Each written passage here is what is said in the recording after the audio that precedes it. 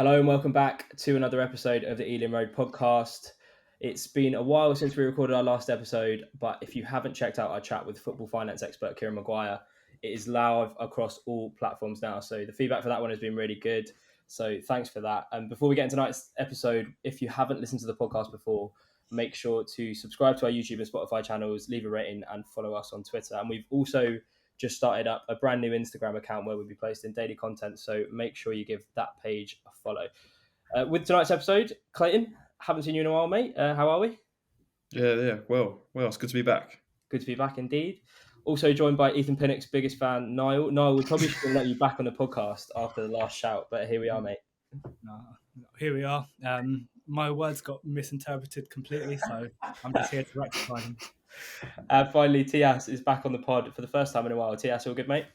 Yeah, long time coming. You may remember me from such great episodes such as Leeds 0, Brentford 0 review and others. Right. Scintillating stuff.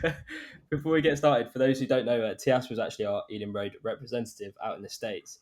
He was pretty active on Twitter during the summer series. So first of all, mate, before we actually talk about the games and some of the talking points from them, any funny stories from the trip that you want to share on the podcast? We've said a couple off camera that you definitely can't say, but on camera, what can you? Yeah, everyone was pretty merry out there. It was just, I'd say a lot of it was actually just with the English people who were out there, because obviously all the clubs were out there. You know, you got Newcastle fans, Villa fans, travelled pretty well, Chelsea. But probably there was one English man that we met actually before we got out to Philadelphia in New York. Weirdly, one of the people I was out with, James, spotted a Rob Holding lookalike who was in an Arsenal polo in a rooftop bar in New York. So, being a bit merry, James went over and decided to tell the man he was in fact Rob Holding. The guy was like, "Look, I'm not Rob Holding, but Ray Parlour's in the toilet." And James just a bit like, "Yeah, funny joke, mate. You got me back." Out the toilet walks Ray Parlour to, "You right, lads?" Literally, like, I've never picture this. We're on a rooftop bar in New York. You could see the Empire State Building in the background, and in walks Ray Parlour. It was just like, what is going on? And he proceeded to have a Peroni bomb because they didn't have Cobra, funnily enough. Is that the end of the funny story, or have we got any more? Yeah, there's others, like I said, but we'll keep it PG for now. No, fair enough. I think that would definitely be in our best interest. We'll go on to the actual summer series. First of all, Tias, I just want to come back to you quickly. What was it like just being out there supporting Brentford in the States? I've seen so many tweets just saying it was just unreal, surreal experience to be watching Brentford in some of the stadiums that you're at. What was it like? Yeah, I mean, firstly, like, what a difference from playing at Hampton and Richmond and Boreham Wood, walking into especially the Atlanta Stadium. I only did Philadelphia and Atlanta, so I didn't do Washington. But the Atlanta Stadium especially is by far the best stadium I've ever been to, by far the best stadium I'll ever go to. It's literally, to think that cost the same as Spurs Stadium, and I don't, what were Spurs doing? They could have made that, and they've decided to make like just a soulless bowl, because this stadium generally, like, I can imagine the atmosphere definitely stays in there with the closed roof when Atlanta United are playing. The prices in there were really good compared to Philadelphia, which was, you know, you see it on Twitter how expensive a pint is in the grounds. But Atlanta, it was $2 for a litre soft drink, which you could refill as many times as you like, which is like about £1.50. I mean, that just tells you about the prices in there. But yeah, away from the games, just, you know, pretty amazing to be in those stadiums. Do you reckon you prefer it to, because you went to Germany the season before, do you reckon you prefer it to a European tour pre-season? I think they're very different. Germany, you kind of know what you're getting because, like, you've been there before. But I think with places like America, you go there and you know it's a bit of a once in a lifetime opportunity. Like, you've given yourself, so you're going to make the most of being out there. And yeah, being on a different continent is definitely, I think, more enjoyable. Sounds like fun, mate. You said off camera that it's definitely done some damage to the bank account, but we won't go. We'd go through the games sort of periodic through the first to the third. Go through some of the talking points that I've seen on Twitter. First of all, definitely talk about Mark Flecken's first matches in a Brentford shirt, as there has been a lot of noise around it on Twitter. Noel, you have some pretty strong thoughts on this, mate. So I'll just leave it to you. Yeah, so You know what? I don't understand the criticism at all. So to begin with, it's pre-season. Yeah, if we're going to judge players on pre-season, Gogia would have been the best player in the world by the way he played in that pre-season game against Stoke. I think Flecken's actually played well. His distribution's been good. He's played out of the back pretty well. I think for was it Brighton where he's scored, where he conceded that dodgy goal. I think his positioning was a bit off, but to be honest, when you're pressing high up the pitch like we were, and our defensive line is slightly higher than it usually would be, the goalkeeper is just going to have a higher starting point naturally. So we saw the same thing happen with David Raya at the Amex last season. Same goalkeeper, Jason Steele, ball into Matoma. This time it was Andinga. So I don't really understand why everyone's getting concerned. I think he's looked good. If you're going to judge a player, judge him after 6-7 games in the Premier League. Don't judge him after 3 pre-season games. Yeah, I agree. I was a bit skeptical just because of that. My immediate reaction was that it was quite similar to David Raya's howler, but David Raya's got a howler in his locker as well. I would say I think it was Villa's second or Villa's third when I can't remember who scored, but he kind of cuts in from the right hand side and shoots quite close to Flecken. It didn't get down as fast as maybe Raya would. So maybe he's not as great a shot stopper as Raya, but 100% agree with you in terms of his distribution. His short and to mid-range passing was really on point, I thought, in all the matches that he played in. Thoughts on some of the players? I thought Ola Kigbe looked good. Did any of you get a chance to look at him? He kind of reminded me a little bit of Saka, the way he kind of jinks in and out on his left foot. Yeah, I thought he was probably, I don't know, the most exciting B-teamer I've seen play in pre-season for a while. He definitely looks like, I don't know, he should be getting a chance, say, in the cup games, especially. But he looks strong for his size as well. I know he's only 19 or something, but he wasn't someone I was too aware of probably before Boreham Wood. But now I'm definitely excited about him.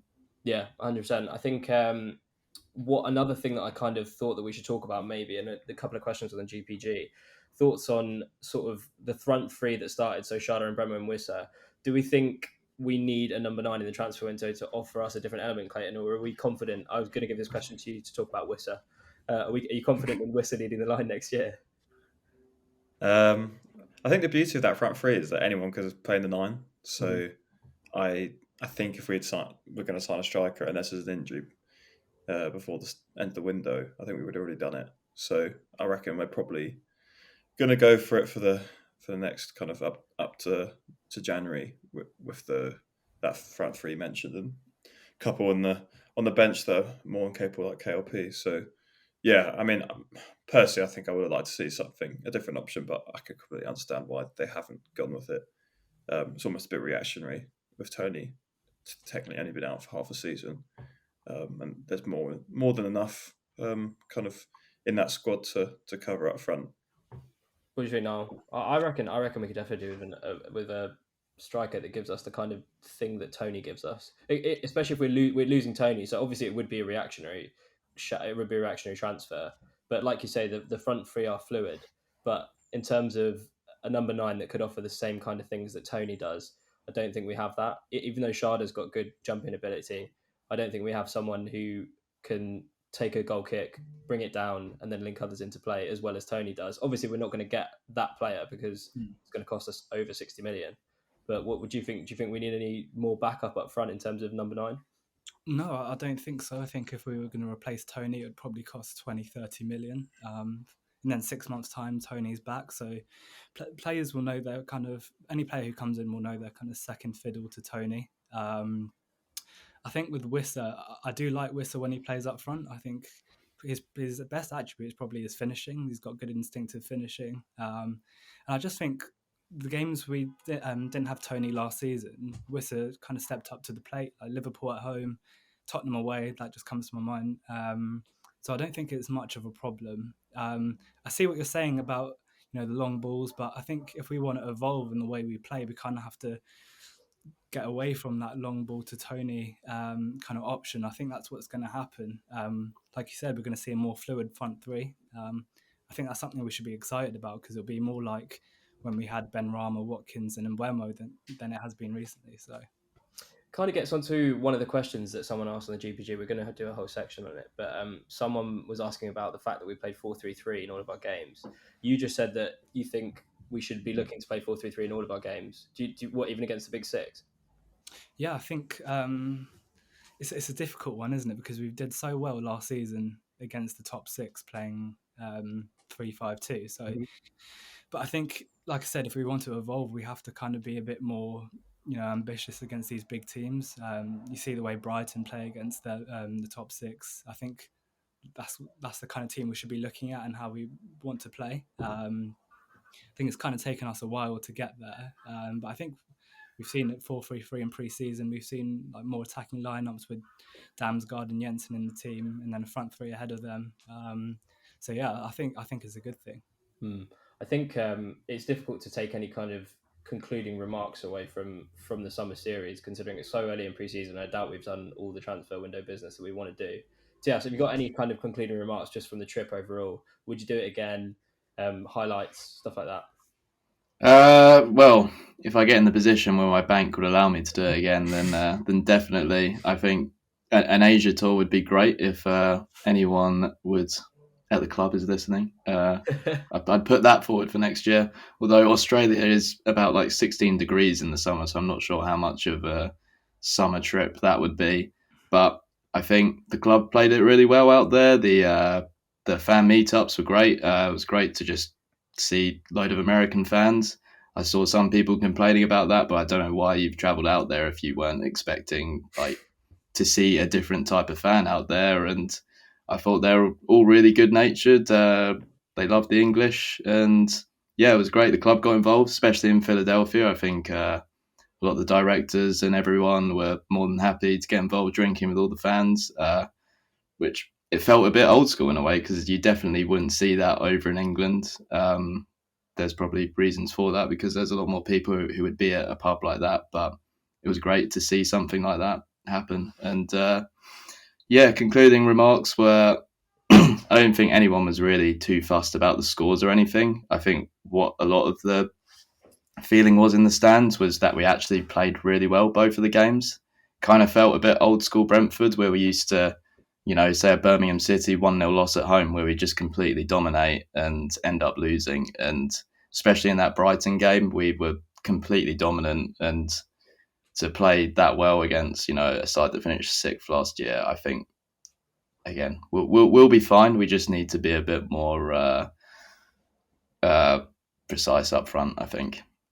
Yeah, 100%. We'll get on to some questions from the GPG. GJ asks, how do we fit Josh Da Silva into the starting lineup? Amazing ability and scores a goal every now and then. Just lacks consistency. Clayton, we're his biggest fans, so you take it away, mate. How do we get him into the lineup? Just start him. On the wing? No, not on the wing. He does kind of drift out to the right. He does kind of drift out to the right quite a bit. I don't know. Well, the Aston Villa game he played out on right wing, didn't he? Yeah, that was for his goal at least. Just start midfield, as simple as that, right? Norgard, Jensen, Da Silva. You reckon? No, Damsgaard.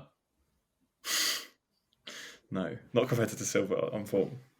Okay, all right. I'll let Niall chime in because I know you're a big Damsgaard fan.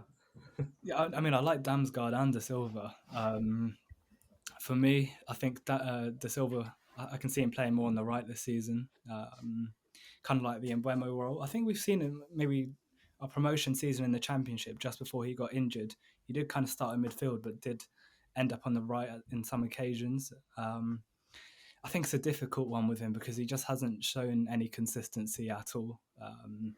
We know the ability he has. For me, I've said it before, I think he's one of the most talented players we've seen at Brentford. But yeah, it's a difficult one. I think Damsgaard's played really, really well in pre-season. I really like what I've seen, and towards the back end of last season as well, I think he was really getting into like the swing of things. So I think it's a difficult one, but the good thing is it's competition for places, and that can only be a good thing. They're two quality players, so yeah. Personally, I'd start the season with Damsgaard in midfield, but yeah, let's see what happens. Yeah, as well as Josh Da Silva is a good player to bring off the bench. I remember a couple of games that he changed Forest, Leicester on the first day, so he's a good option to have off the bench. But I mean, if he continues his good form into the first game, I reckon he might be in contention for a start. But Damsgaard does kind of Thomas Frank and Damsgaard. Obviously, there's a Danish link there. They do seem quite close. I saw some comments that said like there's so much more to come from Damsgaard. I don't know if you guys saw that. So yeah, it'll be a difficult one. But like you said, competition for places is what we want. Millman asks, "Will Schade ever score?" I think he's one, doesn't he? He will score. He will score. Tappin.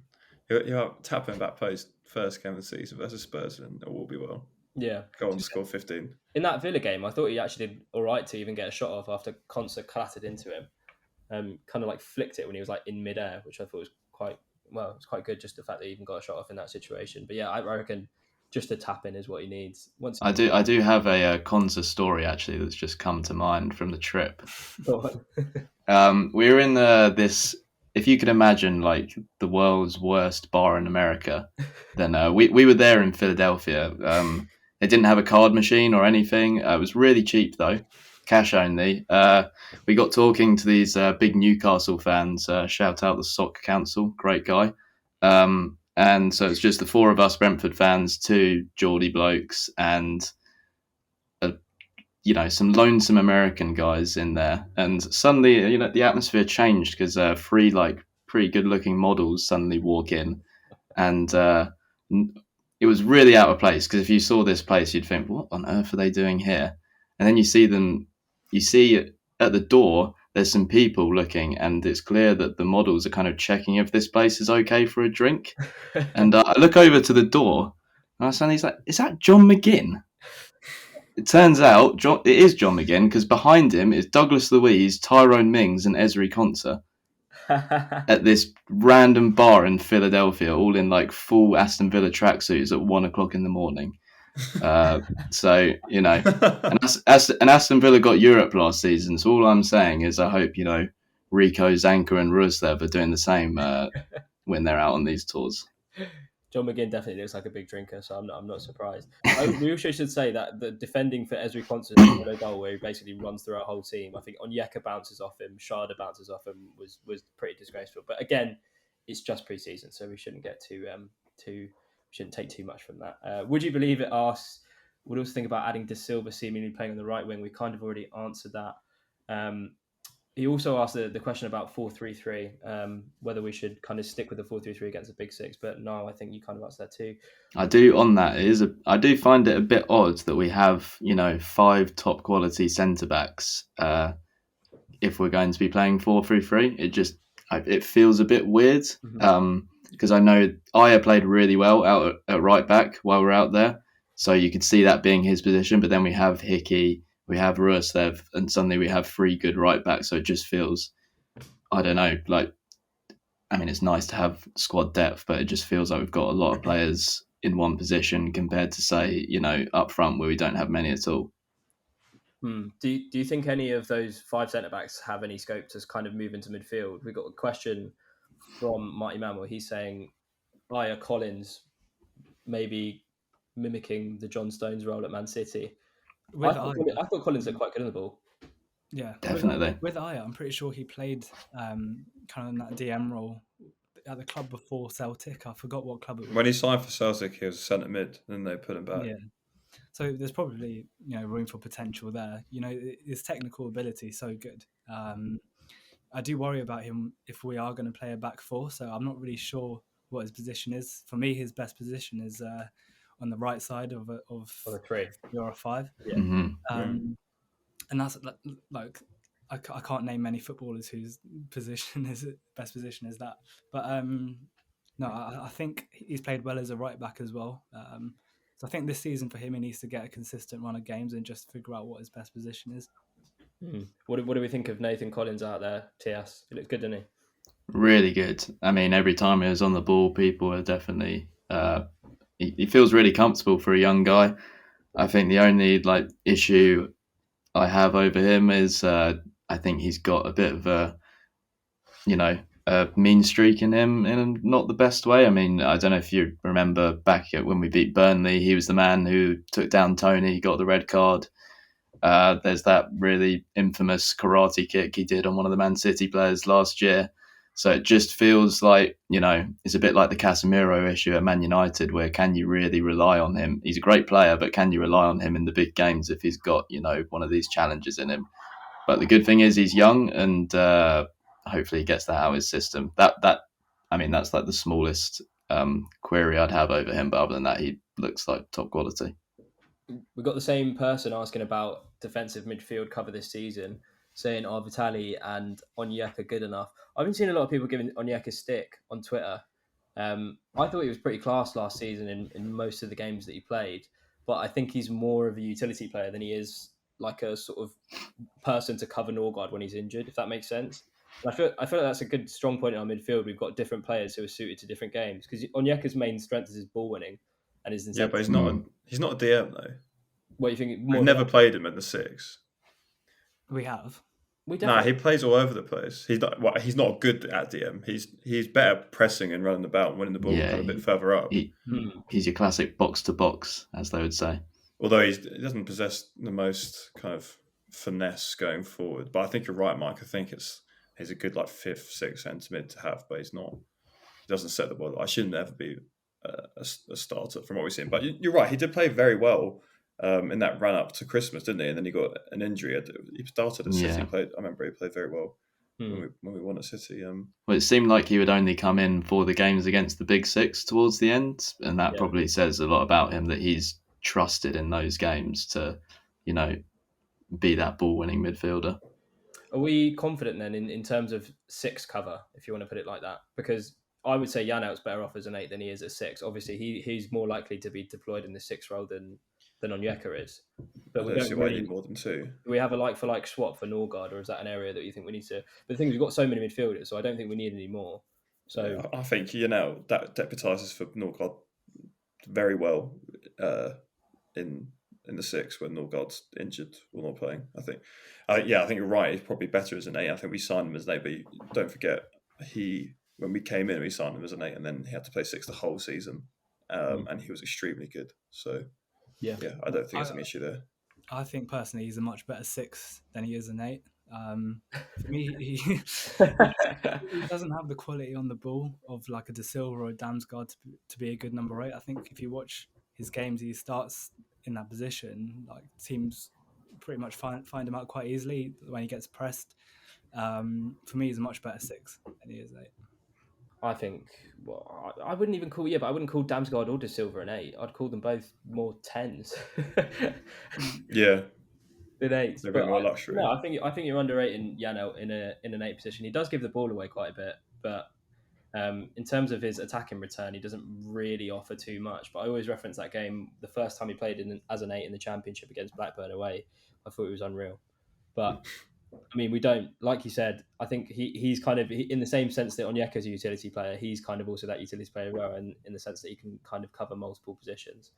But yeah, we'll move on to the last question from Callum, Ealing Road regular on Twitter, asking, do we feel that it's successful for the club to take part in these, assuming he's meaning like summer series in America, travelling long distances with big time differences, does it do more harm than good? Is this Maguire? Yeah, Maguire. Sounds like Maguire's been miserable about something that's good. Shut up, Maguire. It's a good thing. Stop complaining. Go tweet Sadiq Khan again. I think it definitely does more good than harm. Especially with the podcast that we did with Alan Tillward, which we can check out now on the Spotify and YouTube channels. He was talking about how it's been so good for sort of getting Brentford out as a global brand. And TS, I'm sure you can kind of attest to the amount of Brentford fans. It was kind of surreal, like seeing all these pictures of pubs like clad with Brentford flags. It was just like, what the actual fuck is going on? Well, why are there actual Brentford fans in America? No, it was crazy. And like, they're all like pretty clued up. I'd say a lot of them probably knew more tactically about what was going on than me, because I'm watching the game with beer goggles on and they're sitting, they've got the full view of the TV and actually paying attention. So, I'm not one of these people who goes, they don't know what 4-3-3 is or whatever that is. I don't know. So I thought they're all, all right. And I think, America especially, is the mecca of merch, isn't it? And if you want to make money, then like they as soon as they're half interested, they'll have a shirt. They'll have a shirt for sure. And if you think like if you can get a solid American fan base, that's a solid money of merchandising you're making every year, because most people like it just that makes sense because most people in England don't buy the shirts. You look at like most of the stadium, they're more than happy just to turn up in their own stuff. Whereas in America, they will happily be Mr. Club Shop, and that makes money for the club, and making money for the club is what keeps us alive. So Yeah, 100%. nothing wrong there. Mecca merch, I like that. I also think, did you guys watch any of the club YouTube videos when they were out there that Stu was presenting? I thought they were quite Yeah. cool. Just like seeing it seems like a useful exercise for a whole team to like go to a place where most of them hadn't been before. Like I remember Zanka doing an interview and he was kind of talking about sort of how he hadn't been to the States before. Oh no, he had been, but there was like loads of other people on the tour that hadn't been there before. So it's like a good team building exercise more than anything else. We'll go on to some just general chat around Brentford because we haven't done this in a while, and some transfer business. Clayton, assessment of the business done over the summer so far. Yeah, good. I think solid. I've seen a few people lately complaining that we've been a bit inactive, but I feel like we're waiting for that Raya money to hit the bank, and then there might be a couple more deals. Yeah, I guess the biggest talking point is Brennan Johnson. Mm-hmm. I really don't know what to think about it Free. because there's clearly a player there, but I feel like at 50 million we're just completely overplaying for someone who scored like 4 goals last season. No, he scored more than that. He scored like 11 or 12. Did he score 11? Yeah, it was above. It was okay. Yeah, apologies. I think it was 11 goals, 4 assists maybe. So it's decent numbers, right? But it feels like, I don't know, it's one of those players we've been chasing for ages, so I guess it's just inflated from being in the Premier League. But it looks like there's some interest from Spurs now and a couple other clubs. So who knows? Brennan Johnson. Yeah. Ooh. The thing is, I think he passed the eye test in that Forest away game. I think I said it because that was Lewis Potter's, big start, get in the team, and watching the difference between him and Brennan Johnson. Brennan Johnson just looks so dangerous every time he attacked us, and Lewis Potter, I don't think, had the greatest day that day, and that's probably why I hold quite a lot of ill will against him. Not ill will, but I'm not his biggest fan, and I think Brennan Johnson, he's a top quality player. Spend the money. I like Brennan Johnson, but it kind of goes back to what we were saying earlier about how if we're going to bring in another forward, I would prefer it to be a Tony in the ilk of Tony rather than another Sharda or another Mbeumo, and he kind of reminds me a little bit more of those two rather than a big number 9 that can help bring the ball down and bring others into play. Like a Chris Wood. Tiaz jokes about it, but I think like the whole thing of Tony and the replacement is that, as Pep famously once said, we cannot replace him. No. Because we want to play football, right, as a club. And Tony is so good, and it kind of links back to, I saw you posted that clip, Mike, where we tried to convince Jay Harris that Tony was the most complete striker behind Kane in the Prem, and part of that is how good he is on the ball. Mm-hmm. And to find someone in the strikers market, which is inflated as it is, to come in and be able to not only just win headers, because we could just sign Philip Hoffman back from Bochum to win headers if you wanted to. There's TS likes that idea.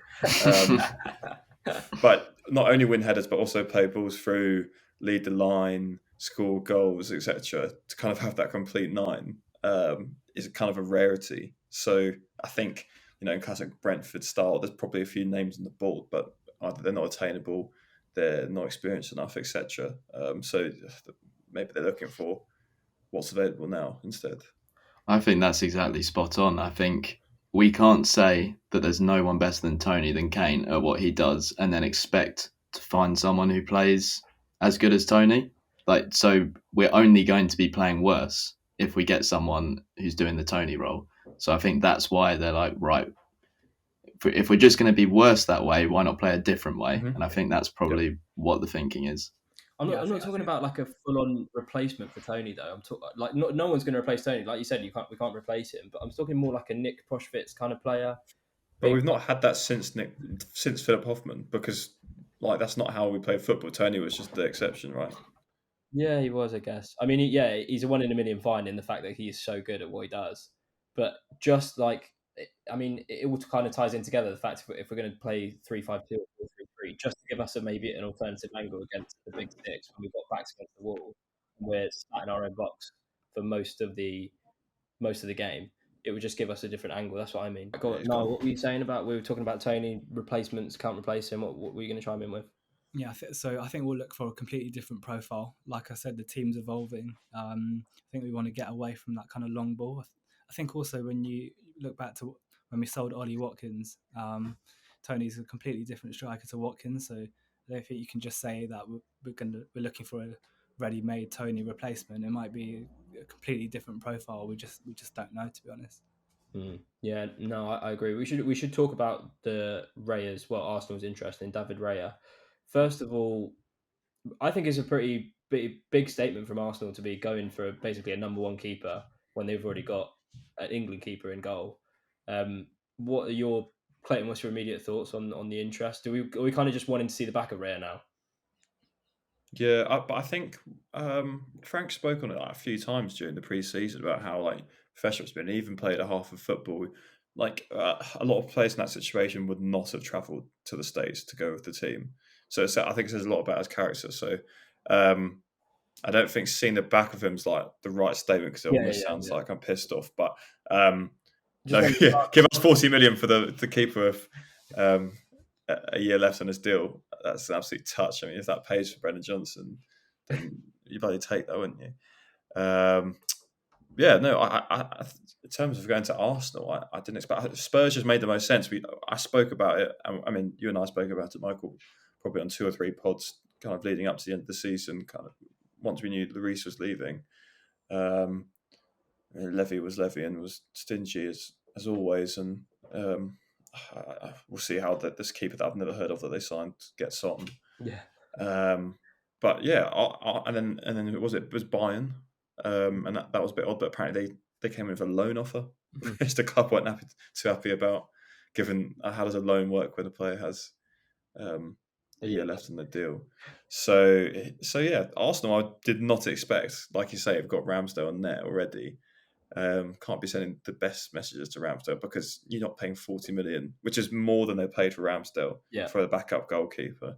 And I mean, trying to take my Brentford goggles off, but not completely possible. I do think Raya is a better goalkeeper. Ramsdale has that X factor. I think a lot of people like him because he's a shithouse. Yeah, me included. But he does make a lot of mistakes. Ray is definitely better on the ball. Probably a more consistent, better shot stopper. So yeah, it makes sense. It's just with Ramsdale there and kind of the season they just had, it's quite a ballsy move. Yeah, definitely. No, what do you think about it? No, I completely agree with what Clayton said. I think David Raya is probably the 3rd or 4th best keeper in the league. I think what he did for us last season and the season before that, he could have been player of the season both times. I think Arsenal's a really good move for him. Actually, I think a bit like us, they're kind of evolving into a better team. And I think Ramsdale was a difficult one because he's obviously got good qualities, like his shot stopping is good, but I feel like that is just a massive statement from Arsenal signing David Raya. I hope they give us the 40 million we want. I doubt it. I think it would probably be more like 30 or 28 if we want to be precise. But yeah, to be honest, I'm just bored of this whole saga. I want him to go. I'm just bored of it now. Do you think the valuation is seriously going to go down? Because when me and Kieran Maguire had a chat about it on the last pod, it's definitely not Brentford style to keep someone on and then have him go on a free the following year. So if Arsenal came in and offered us 28, do you think we're going to take it? Yeah, I think definitely speaks to them. Yeah, it depends on the structure of the deal, to be honest. If they're add-ons, that kind of thing. I think we'd probably want most of it up front. So 30 million up front and then maybe 5 million spread across 2 years or something like that. But yeah, I think we'll probably settle for a little bit lower. I think it could be even a deadline day kind of thing where they're waiting just for the right moment to get him in. So yeah. just going back to the Tottenham thing, it would be absolutely hilarious if the new keeper they bought that I've never heard of too is just absolute dog shit and they missed out on Raya. And it goes to their rivals. And they have two keepers better than they do. Exactly. Were either of you surprised to see Bidstrup go to Red Bull Salzburg? I was surprised people have an absolute meltdown like it actually mattered. I mean, there's this new. No, I think you'll sympathise with this. There's this new like generation of like, and we were probably just as bad when we were like 14, 15 on Twitter, but these kids just chat absolute shit behind like a picture of Bidstrup. You know who you are. I probably don't listen. Hopefully not. I'd be worried if they did. But yeah, no, there was some kids crying about it, saying you might as well just fold in the B team, etc. But I mean, you signed him for, I think it was about 800k, 1 mil, and sold him for 6 with him barely playing for the club. I mean, that's literally the point. Yeah. Apart from bringing team players into the team, but we spoke about before that kind of the B team worked in the Championship, but the step up to the Prem, you're going to struggle to get players straight in. We've sold so many players. Well, I say so many, but we've sold a good. We've probably made about 8 to 9 million off B team players sales this summer. I think Gilbert went to was Alex Gilbert went to Borough for like $1.5 million or something, yeah. And then we've seen quite a few players who are out on loan the last few seasons, like Magoma kind of going up to a higher level. We finally saw Cox going up. Michael, how many times we spoke about Cox? He's gone out to Bolton, is that right? Bristol Rovers. Bristol, yes. Sorry. Paris Magoma went to Bolton. So yeah, no, I'm super happy. I mean, I've got a bit off topic here, but yeah, super happy with that. But no, I don't feel too aggrieved that we've sold one of our players that we bought for 800k that barely played for the first team to go for 6 mil. There was a massive no context Ealing Road in what you just said, by the way. What was it? You said, Michael, how much have we spoken about Cox? Brilliant. Niall, were you seeing any potential of Bidstrup, or are you the same with Clayton, good to get cash on him if we only bought him for 800 and sold him on for 6 mil? Yeah, I think I saw something on maybe it was Twitter. I saw that the Northland players were actually laughing at Bidstrup because of his technical ability. Apparently, it's just awful, and always best work kind of comes off the ball. He's a bit like Onyeka in that sense. Got a bit of ITK news. So last year, my sister's friend helped Bidstrup sell his flat in Kew. So I think it was always kind of a thing that he was going to be leaving at the end of the season. So yeah, I think it's probably not a surprise. I thought he looked good last season against, was it Port Vale away? But, you know, it's one of those things. He wants to further his career. He's playing Champions League football. He's playing at a place where he's going to develop. You know, Salzburg are pretty much known for that. And yeah, I think it's a good move for him. We get money out of it. We get profit out of it. So yeah, I think it just works for all parties. And maybe there's a buyback clause we don't know about, or a future sell-on. Who knows? But I think it's the right decision. Yeah, I agree. I was pretty sad to see him go, to be fair, because I think whenever we've spoken about him on the pod, we always kind of rave about when he came on in like as a sub in the first like sort of 10 or 15 games in the first season in the Prem. He always looked the part. It didn't look out of his depth at all. So yeah, I hope he does do well. Maybe there is a buyback clause.